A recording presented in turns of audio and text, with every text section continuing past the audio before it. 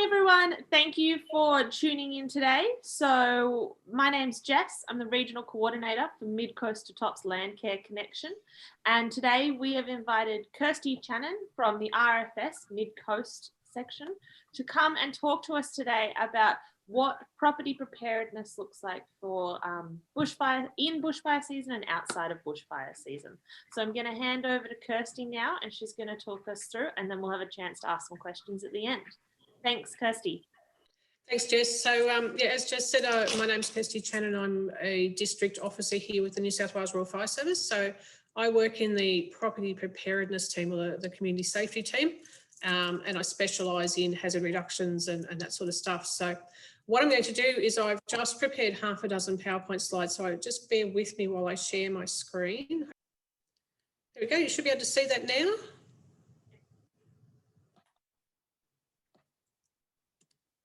To the previous screen, and okay, so as I said, today I'm going to talk about bushfire preparedness and what you need to do. We'll touch on a few different topics. I promise it's not death by PowerPoint. There is only half a dozen slides, and it's partly just to make sure that I cover everything that I need to cover. So and there'll be an opportunity to ask questions later if you need to. So we're going to cover seasonal tasks for bushfire preparedness. We're going to talk a little bit about hazard reductions. The Bushfire Survival Plan, which is one of the most important documents you'll ever fill in your life in a bushfire prone area, and where to go to get some more information on all of those above. So let's have a little look when we start talking about bushfire preparedness. What many people may not realise is it's actually an all year round task. It's not the sort of thing that we want you to do in summer. It's not the sort of thing you definitely want you to do as that fire is approaching, coming over the ridge, heading towards your home. We want you to start thinking about it all year round, and there's some little tasks that you can do. If you look at the colour, I suppose you'll call it a calendar at the top, you'll see that I've broken it up into the 4 seasons, so summer, autumn, winter and spring. And you'll see I've also put the bushfire danger period on there. So in the Mid Coast District, the bushfire danger period actually runs from the 1st of September to the 31st of March. When you think about the 2019 and 2020 fires, where we always believe that a bushfire is a summer thing, they actually started in July and went right through summer, so through spring and into summer. So that's another reason why you need to prepare your homes all year round. I've added a few notes here as well, so some of the things to think about. So at the moment we're in autumn and it's lovely and damp this year, but in previous years it's actually been quite dry. But you still want to keep that maintenance up. You still want to keep your lawns mowed and your gardens trimmed and clean your gutters.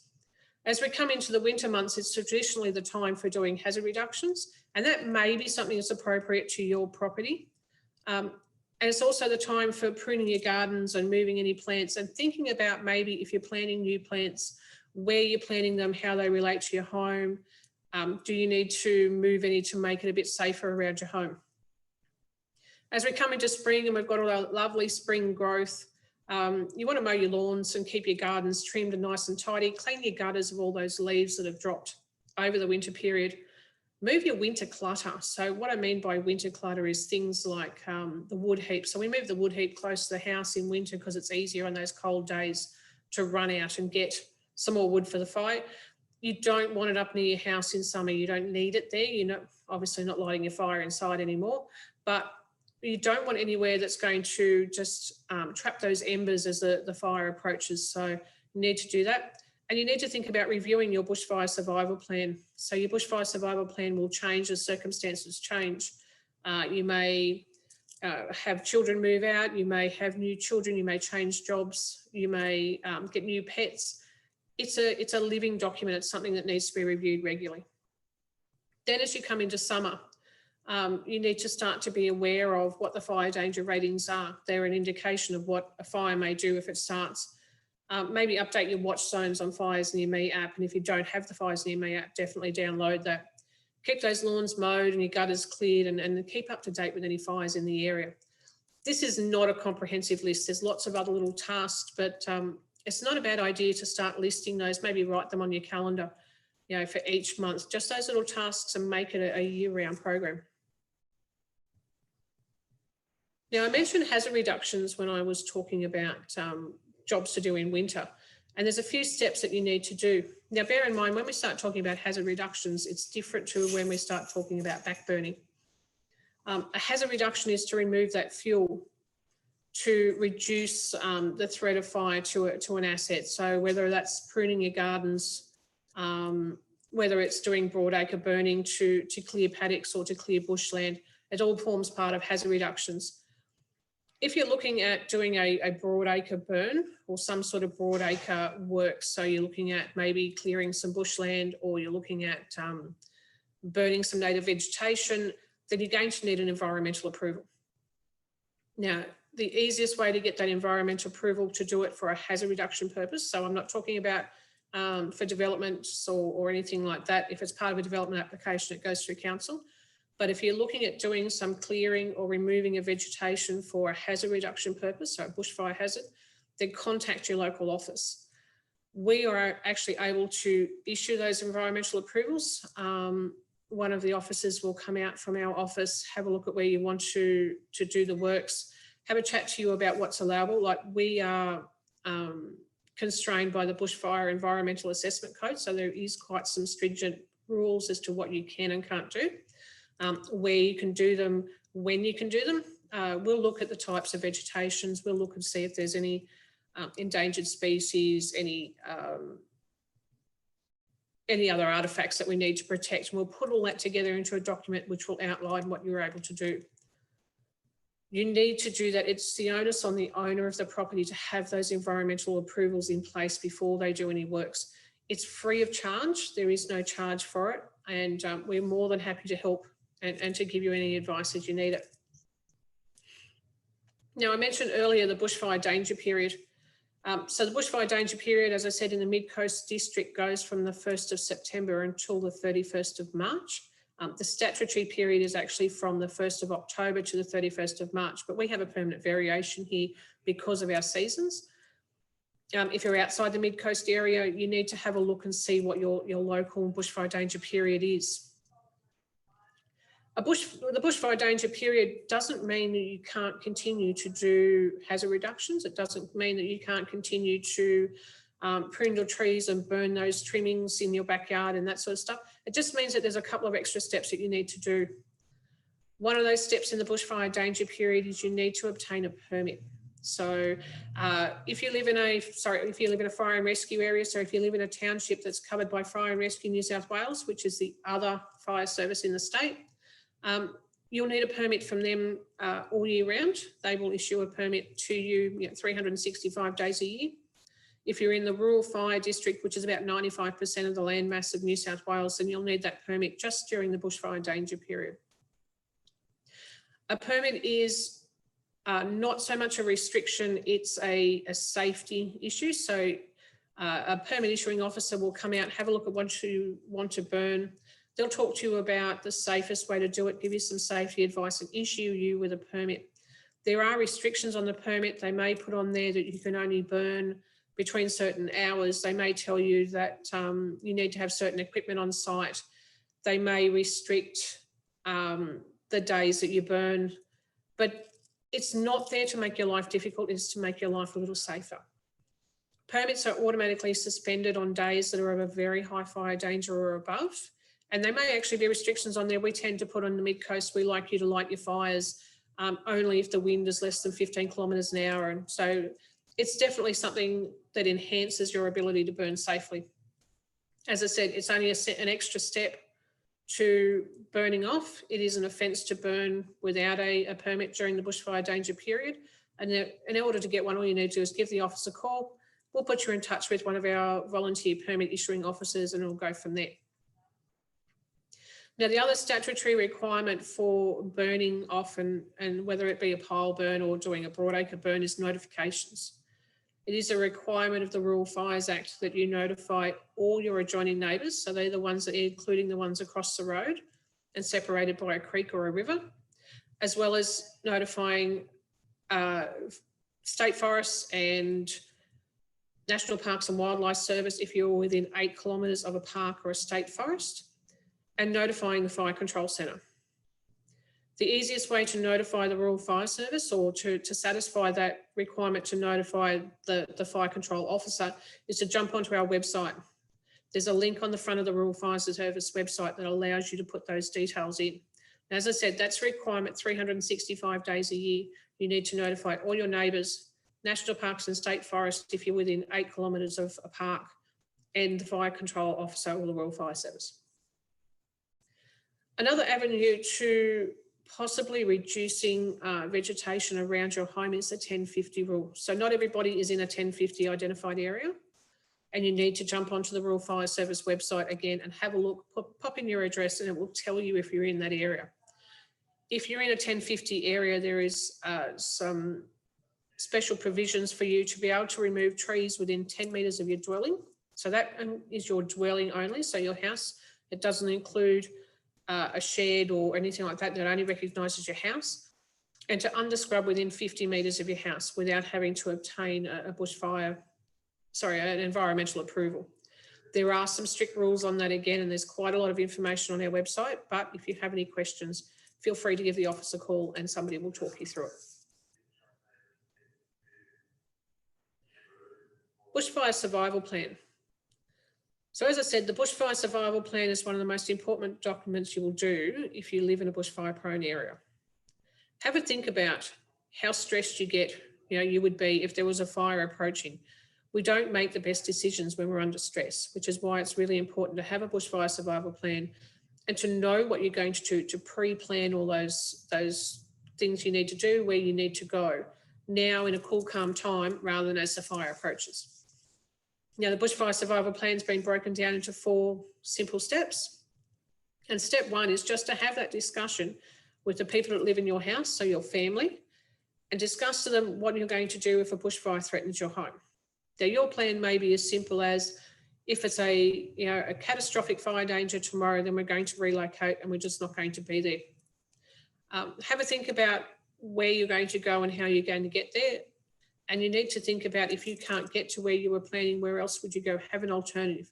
Think about the difference between 9 to 5, Monday to Friday, when possibly there's people at work or children at school, as opposed to what's going to happen on the weekends. There's quite a lot to consider, and you need to sit down and have that discussion with your family.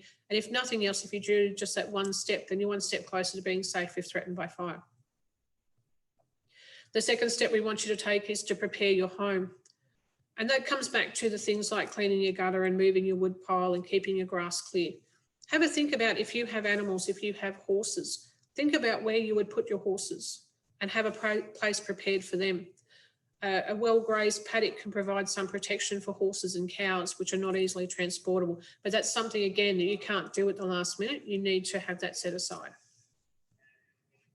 Step 3 is to know. So I've mentioned the bushfire danger period and the fire danger ratings. So during the bushfire danger period, the fire danger ratings are released at 4:30 every afternoon, and they will be an indication of, if a fire starts tomorrow, what that fire may look like. And they go everywhere from low, moderate up to catastrophic. So low, moderate and high fire danger. If a fire starts, it's not going to be going to be fairly easily controlled. When you start looking at a very high fire danger, they're harder to control. There is more, it's going to be warmer, it's going to be windier than it would on other days, and you need to be aware. As I said, all permits are suspended on a very high fire danger day, and that's something you need to be aware of. When we start talking about a severe fire danger day, then we're looking at fires will possibly be uncontrollable, and a well-prepared home may offer shelter if threatened by fire, but you really need to be aware of what's going on and start having to think about, what you're going to do if a fire starts. The fire danger ratings are not an indication that there is a fire there. They're just an indication of, if a fire starts, that's what they might look like. If you look at an extreme fire danger day, which is the next one on the scale, only homes that are specifically built to withstand bushfire have a chance of surviving a fire on an extreme day. The fires will be, hard to control. It's certainly not the sort of day that you want to take your chances, and it's a day that you need to have that heightened level of awareness of what's going on in your area. On a catastrophic day, which is the highest of our scales, it's really important to realise that no properties, like no homes, are designed to withstand a fire on a catastrophic day. They will be uncontrollable. They will spread quickly. And if it's a catastrophic day tomorrow, then you really need to start thinking today about whether you want to be in a bushfire prone area. The other thing that we want you to be aware of is the bushfire alert levels, which are an indication of there is a fire in the area and an indication of what that fire is doing. So you'll notice if you use the Fires Near Me app that the icons have changed lately. So we're looking at, you'll see that there's actual triangles now. So those triangles are different colours and they give you an indication of what that fire is doing and start to give you some ideas on what we want you to do. So a yellow triangle is an advice level and it's just letting you know that there's a fire in your area. So you look on Fires Near Me or you smell some smoke in the area, pop onto Fires Near Me, there's a yellow triangle, you have a look at it and that will give you an indication of where the fire is, and it's just, we want you to be aware there's something in the area. When you go, if you jump in there and you have a look and the triangle is orange, then that's sitting at watch and act. And that's when we want you to be more vigilant of that fire. And we want you to start acting on your bushfire survival plan. We want you to start taking some action and making sure that you know where the fire is, you know what you're doing, you know where they're going. That is not the time to get on your roof and start cleaning your gutters. That time is long past. We want you to be ready for that now so that when we get to that level that you're ready to go. If you jump in there and the triangle is red, then we're sitting at emergency warning, and that's when we really need you to take some action. When it's an emergency warning, it's at the state that any delay in taking action may actually be life-threatening. Quite often, and not all the time, when it's at emergency warning, we'll actually issue an emergency alert, which is those text messages that come out. You'll find that those text messages will quite often be as simple as shelter in place. Please don't ever think that we will send you a message and tell you when it's time to leave. That is part of your decision you need to make now as you do your bushfire survival plan. The last step we want you to do when making your bushfire survival plan is to know where to get all that information and keep it all in one area. So get the smartphone app, so get the Fires Near Me app. If I can teach my 85-year-old mother-in-law how to use Fires Near Me, then anybody can do it. So she'll smell smoke in the area, jump on the app, and she'll ring me and tell me there's a fire in her area. It's great. So have that number, have the bushfire information line number handy, know where to go to get the information, and keep that handy. If you get a printed copy, we have copies of the bushfire survival plan available in our offices. If you get a printed copy and fill it out, there's actually a fridge magnet there to pop on your fridge. Which leads me to more information. As I said, today is only a bit of a taster on some of the information that you need to be aware of and where to go and get it. For more information, the best place to go is our website, so www.rfs.nsw.gov.au. There's a wealth of information in there. If you're unsure of anything or you need some more clarification, give us a call in the office. myfireplan.com.au is the online version of the bushfire survival plan. Sorry, too many words in my head. Of the bushfire survival plan, so you can jump on there and do your plan on there, or you can get a printed copy and print it out.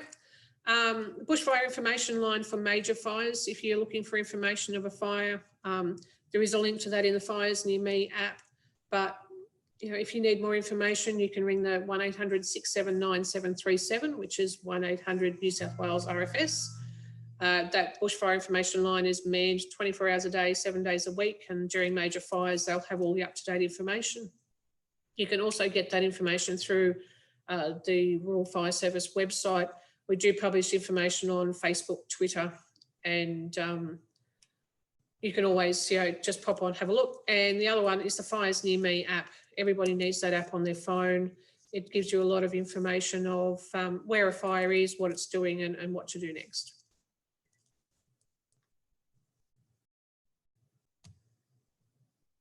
So, any questions, Jess? Sorry, thank you so much for that. One thing that came to mind for me was if people aren't confident in going through the process, but then also conducting their own hazard reduction burns, is there any kind of support available to people in actually burning their properties? Yeah, absolutely. All they need to do is contact the office. We put them in touch then with their local brigade. So the Rural Fire Service is based on volunteers. So we have a certain number of staff members in the office that do all the paperwork, and the volunteers are the guys and girls on the big red trucks. Most brigades are happy to go out and help landowners or to go out and offer some advice. So it's just a matter of contacting us in the office. We'll put you in touch with the local brigade. You can then talk to them about what they're prepared to do and how they're prepared to help. We do have a program for aged and elderly disabled persons called the AIDA program. So that's a program where if they need assistance with cleaning out their gutters and preparing around their home for bushfires, we can organise a crew to come in. It's a one-off free service, and they just need to jump onto the website or give us a call in the office, and we'll put them in touch with the right people to do that as well. Fantastic. All right. Thank you so much. And I guess from a land care perspective, we just want to encourage that the local vegetation isn't always the enemy, and a lot can be done in the safety of your own house and the maintenance of the actual asset before we start thinking about clearing. And if we do start thinking about clearing, please get in touch with the RFS to make sure that you're doing it properly and with a purpose.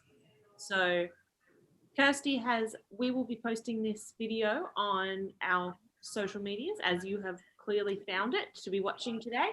And Kirsty has lovingly volunteered to monitor the questions section of these videos. So if you have any questions for Kirsty or the RFS, please pop them in the comment section below, and we will monitor them over the coming weeks and get back to you. So again, thank you so much for your time today, Kirsty. And really, no problem. Thanks for asking me. Thank you.